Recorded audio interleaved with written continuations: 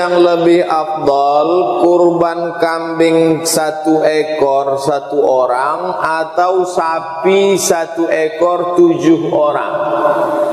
Ini pertanyaan dari PLN, sudah dikirim ke saya. Ini yang saya baca.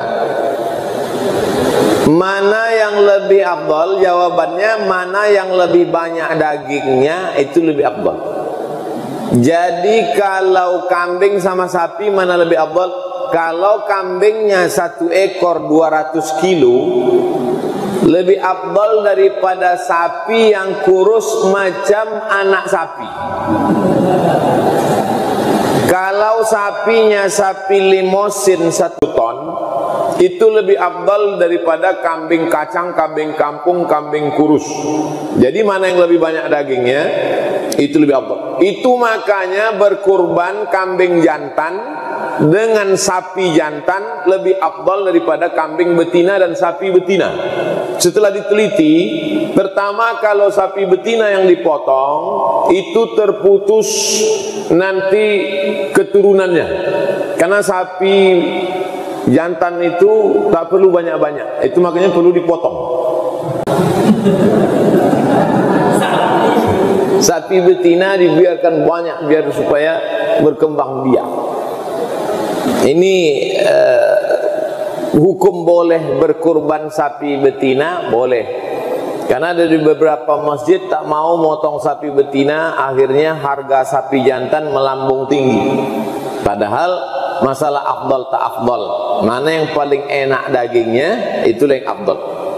Bolehkah kita mengupah tukang jagal? Wah, ini nyindir saya ini. Jadi Bapak Ibu yang kebetulan nanti menjadi panitia atau ketua masjid, ada yang diupah, ada yang diberi hadiah. Tukang potong sama tukang kulit itu memang diupah. Pak tukang potong, berapa Bapak kami upah per kepala?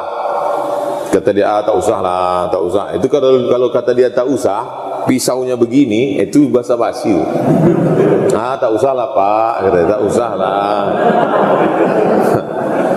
Jangan dibiarkan basa-basi dia. Tidak boleh menjadikan daging, tulang, kepala sebagai upah, tak boleh. Dia dikasih upah pakai duit. Makanya akad membayar kurban itu, ini 2,5 juta untuk kurban dan biaya operasional tunai. Begitu akadnya.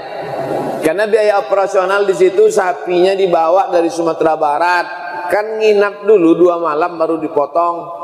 Menjaganya siapa? Bawakan rumputnya siapa? Menyenter malam-malam takut dicuri maling siapa? Tukang potong dengan tukang kulit itu mesti diupah. Kalau standar di Pekanbaru 50.000 per kepala, kasih dia 50. Adapun yang panitia ramai-ramai itu tidak perlu diupah, tapi cukup hadiah. Hadiahnya apa? Misalnya masyarakat 1 kupon, yang dia 2 kupon, itu namanya hadiah. Apa beda hadiah sama upah? Hadiah dapat alhamdulillah, tak dapat tak masalah, itu hadiah. Kalau upah dapat alhamdulillah, kalau tak dapat naik golok nih, itu namanya upah. Jadi tukang potong dengan tukang kulit mesti diupah, karena itu pekerjaan dia. 3. 4. Bolehkah pelaksanaan kurban nih? Apakah pelaksanaan kurban ini juga disyariatkan kepada nabi-nabi sebelum Nabi Muhammad SAW? إِذْ قَرَّبَا قُرْبَانًا فَتُقُبِّلَ مِنْ أَحَدِهِمَا وَلَمْ يُتَقَبَّلْ مِنَ الْآخَرِ. Ingatlah ketika 2 anak Adam berkurban, kurban yang satu diterima dan kurban yang satu lagi tidak diterima. Berkatalah kurban yang tak diterima kepada yang diterima, kenapa kurbanmu diterima Allah? Kata yang diterima kurban Habil menjawab, innama yataqabbalullahu minal muttaqin. Kurban hanya diterima bagi orang yang bertakwa. Jadi cerita masalah kurban anak Nabi Adam, Qabil dan Habil sudah disuruh berkurban, tapi syariat kesempurnaan kurban apa ada pada Nabi Muhammad sallallahu alaihi wasallam. Sedangkan pada zaman Nabi Ibrahim alaihissalam, ya bunayya, wahai anakku, inni ara fil manam, aku melihat dalam mimpiku, anni azba'uka, aku menyembelih lehermu, fanzur madza tara, apa pendapatmu wahai anakku? Kata anaknya Ismail menjawab, ya abati, wahai ayahku, if'al ma tu'mar, laksanakan perintah Allah, satajulni insyaallahu minas sabirin, insyaallah aku sabar. Maka dibawanya lah anaknya itu ke tempat penyembelihan.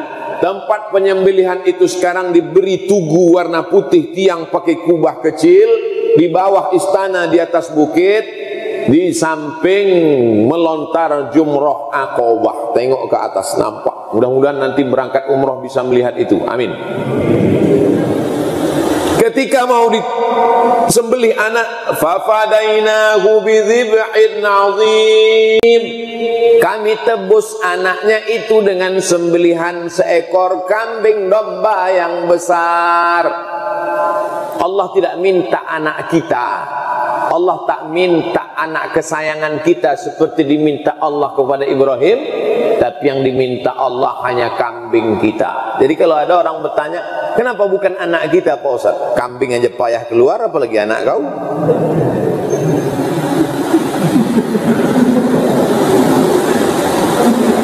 Lima, kapan sebaiknya pembagian daging kurban dilaksanakan? Habis sholat paling afdol tanggal 10. Berubah pikiran tanggal 11 mau berkurban, bagus. Tanggal 12 masih ada duit, oke.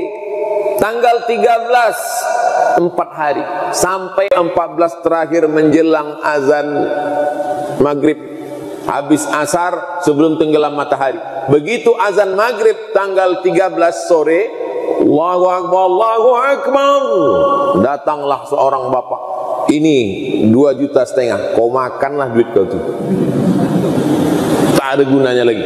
Tahun depan ya kalau sampai hari kurban. 6. Bolehkah kita berkurban atas nama orang lain, seperti orang tua kita misalnya? Kalau bapak ibunya masih hidup, bagus. Ayah, emak, tahun ini tak usah berkurban, pakai duit saya. Tak tahu kalian aku ni pegawai PLN yang paling kaya raya, ha? Kalau mau menunjukkan kaya kita bukan dengan mobil yang mewah, bukan dengan rumah yang besar, tapi dengan berkurban banyak-banyak. Apa boleh berkurban? Boleh 1, 2, 3 Pak Ustaz. Nabi Muhammad SAW berkurban 63 ekor, dipotongnya sendiri 63 ekor. Habis itu dikasihnya pisau ke Sayyidina Ali, Ali memotong 37 ekor. 37 tambah 63, 100 ekor sendirian. Belum pernah saya baca berita orang Indonesia motong 100 ekor sendiri, tak ada.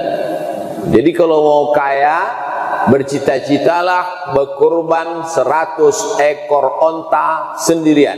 Onta tak ada, 100 ekor sapi limosin sendirian.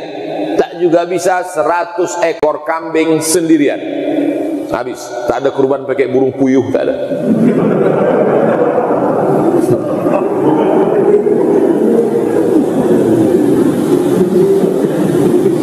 Kalau untuk almarhum yang sudah meninggal, Allahumma taqabbal min fulan bin fulan, sampai tak pahalanya Pak Ustaz.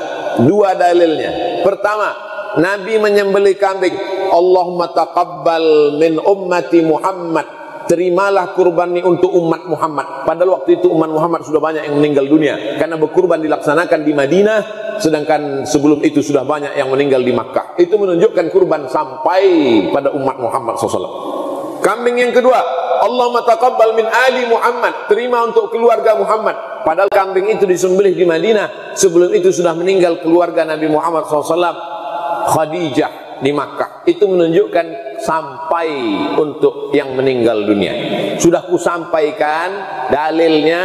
Ragu juga berkurban untuk almarhum almarhumah, tak ada dalil lagi. Karena cerita tentang masalah ghaib, tak nampak. Iman. Terakhir, ketujuh, apa hukum masak daging kurban untuk dimakan bersama oleh petugas? Begitu selesai pemotongan, langsung diambil 2 kilo, 3 kilo, dipotong-potong halus, dimasukkan ke dalam panci, dimasak sup. Allahumma barik lana fima razaqtana wa qina azabannar. Yummy. Yang kau makan ini jatah siapa? Ini kambing masih belum jelas jatah siapa. Pemiliknya 3 orang. Pertama orang yang berkorban, kedua jiran, sahabat, kerabat, tetangga, ketiga fakir miskin. Maka ketika dimakan tak jelas pemiliknya, makan haram. Solusinya gimana Pak Ustaz? Solusinya begini. Setelah habis dipotong, panggil pemilik sapi pertama, Pak GM, Pak Kepala Cabang, Pak Kepala Ranting, Bapak Kepala apa lagi lah.